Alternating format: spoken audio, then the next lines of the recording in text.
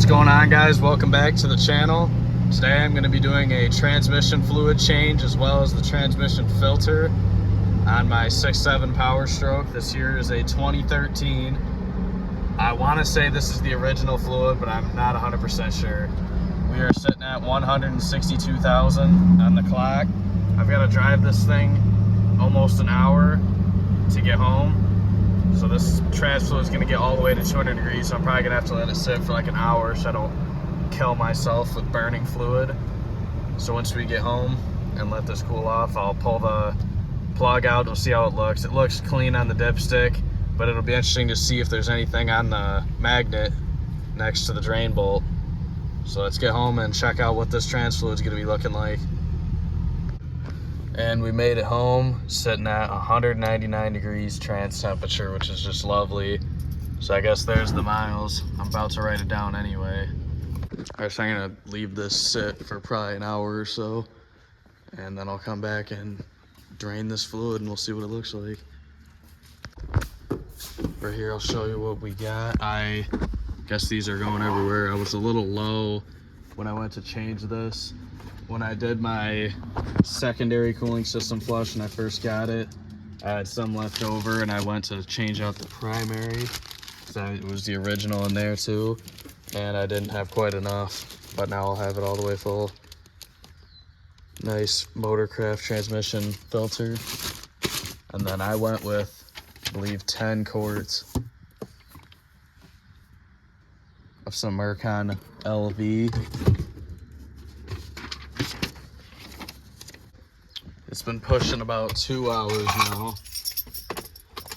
Just went and topped off the coolant finally. Let's see what we're at trans temp wise.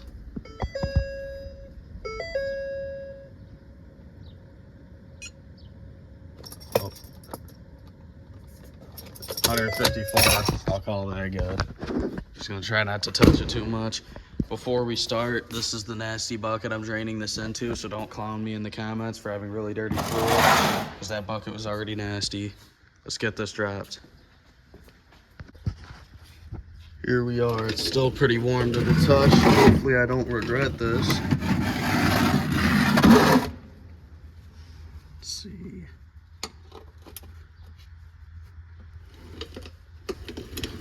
See how hard this is going to be to break loose.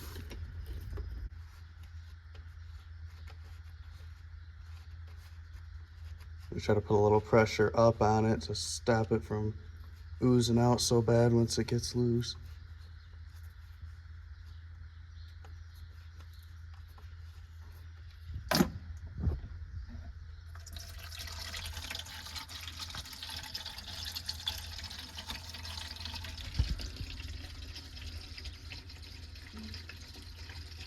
Might be a little dark, it's hard to tell. Let's get the flash on.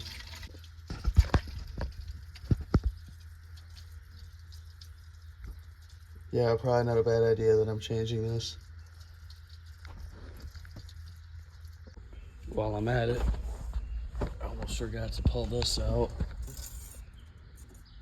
That way this can properly vent. So I'm probably gonna go eat dinner or something, wait maybe 20-30 minutes, and then we'll come back and I'll probably pull the pan off camera, just because I know it's gonna be a messy job and I don't want to get my phone all nasty. And I have nowhere good to set it down there to work hands-free. It's a good thing I didn't record, because that got pretty nasty. I'm glad I threw down a piece of cardboard for sure. I hate doing stuff like this, to be honest, but you got to. Here's what we're looking at for fluid. That filter, when it came off, is where a bulk of the mess came from. So I mean, that is pretty dark. Let's get the flash on and look at this magnet. With the flash on, let's look at that fluid. It's still pretty red, honestly. It's just about time to get changed at 160,000 miles. Little sludge on there, nothing too crazy though.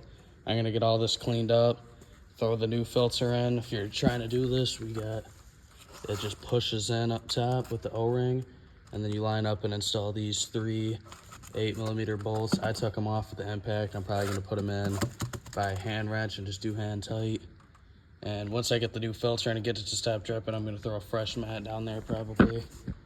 So yeah, I'll get back to you guys when we're done. I'm gonna try to clean and reuse the O-ring clean up the mounting surface, brake clean everything, and then we'll throw in the new fluid.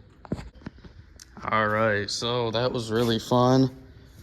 This is a brand new shirt, but it was a freebie, so I don't care. It is now ruined. As you can see, the new mat's got a little bit of oil. The dripping has slowed down a lot. It still is dripping.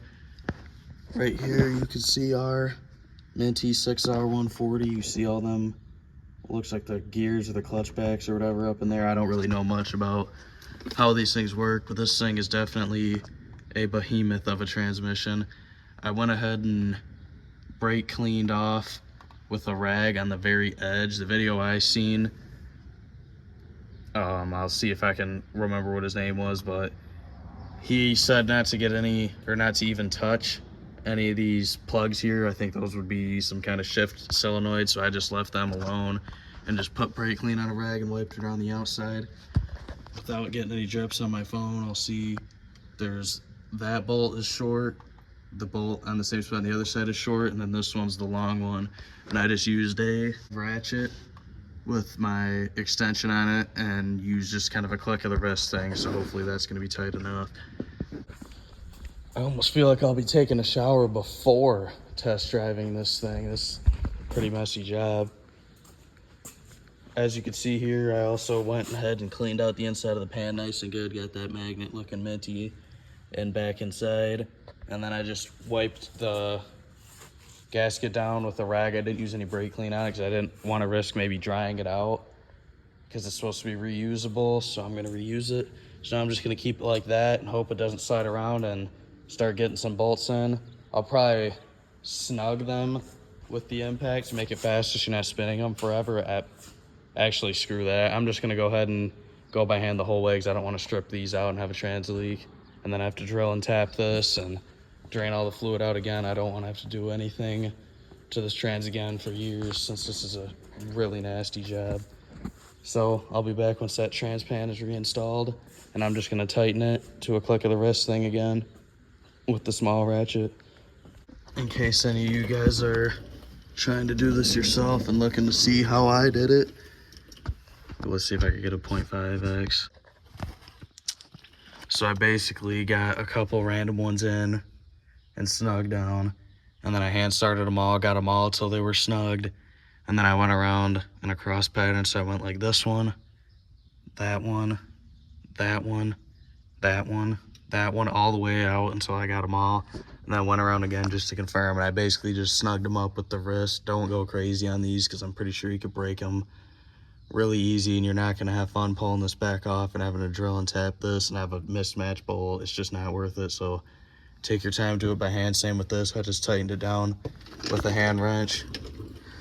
And then I went and took some brake clean and cleaned it up under here in an effort to highlight any leaks if I end up having any. I hope I don't.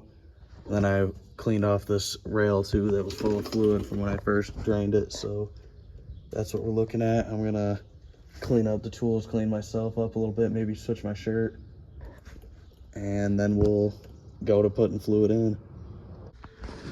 Now we've got our mercon trans fluid. What I'm going to do first is put 8 of the bottles in, and then I'm going to start the truck and put it in every gear for a second and then shut it off while I'll leave it running.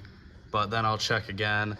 I'm about to use this funnel here. Hopefully I get no leaks. Actually, this probably won't be a bad idea to grab that rag from earlier and stick it under there. That way if I do have any leaks, it just gets on the rag and not all over everything and drip down to the floor, because this truck has no leaks, so I don't want it to get full of oil and make it look like it's got leaks.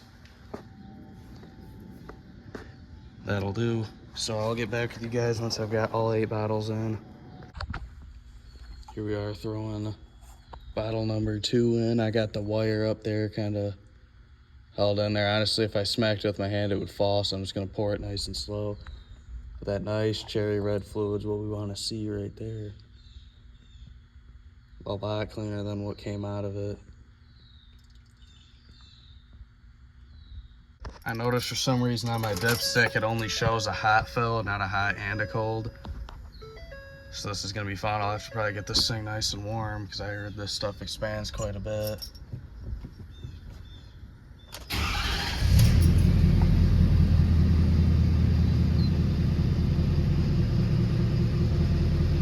So I'm gonna hold the brake here so it don't move or nothing. I'm just gonna let it sit in reverse for a second. Neutral, drive, manual.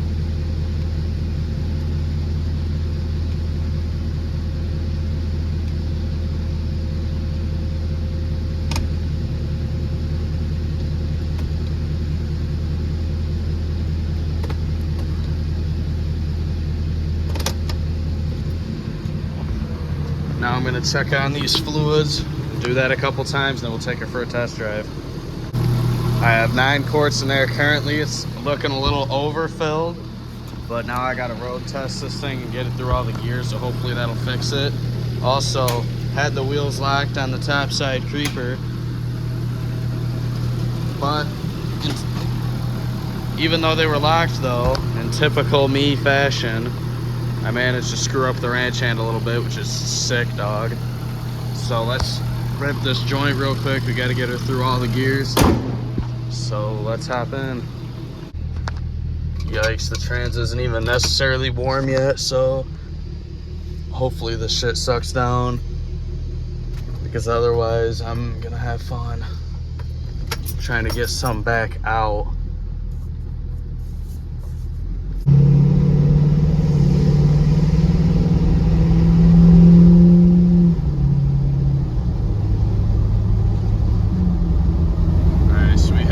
Gear, that's good. Hopefully this gets sucked in through the rest of the trans.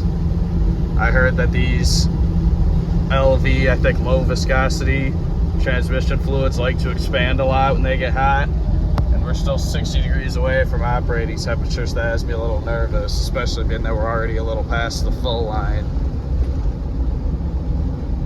I guess we'll just have to find out.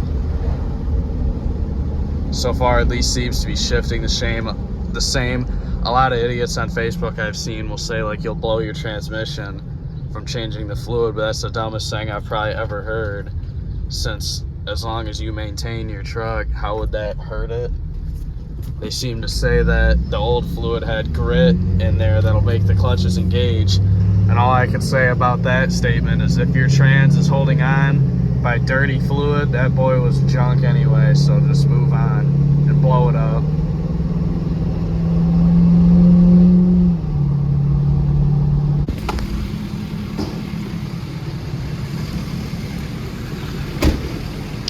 And I'll see what this level's looking like. Well, thankfully we ended up being right at the top of our dipstick at the full operating temp. So there it is, changing the fluid and filter on a 160k mile 6.7, not bad. Fluid wasn't as bad as I was expecting, nothing metal debris on there, still shifts like a dream. It didn't blow my transmission like people on Facebook say it will. So I hope you guys enjoyed, and I'll see you in the next video.